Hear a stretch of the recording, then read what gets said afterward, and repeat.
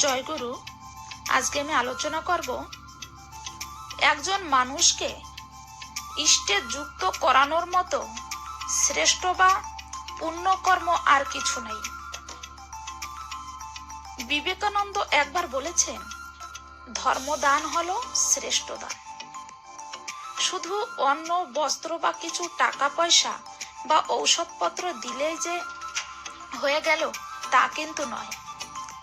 অবশ্য প্রাথমিক প্রয়োজন মিটাতেই হয়, কিন্তু তাতেই আমার কর্তব্য শেষ হবে না।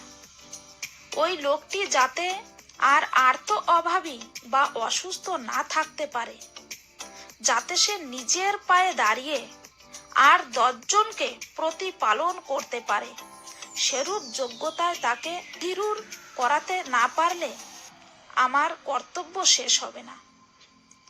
তাই তাকে ইষ্টে যুক্ত করে সৎ পথে অর্থাৎ ইষ্টপথে পরিচালিত করাতে পারলে তার প্রকৃত কল্যাণ করা হবে। কেননা ইষ্ট বা আদর্শ পুরুষ হচ্ছেন সর্ব সমস্যা সমাধানকারী এবং সর্বপরিপূরক।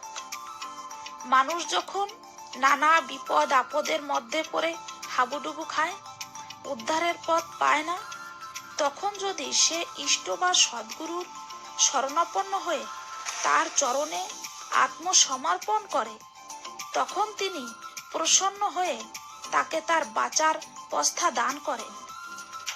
সে যদি তার ওই অনুশাসন মেনে চলে তবেই কিস্তিমাত, আর তাকে বিপদ সাগরে পড়ে হাবুডুবু খেতে হয় না।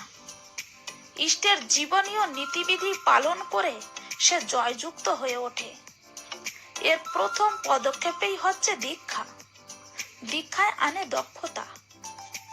দীক্ষা নিয়ে নিয়মিত মতো যে চলে, তার উন্নতি কেউ রোধ করতে পারবে না।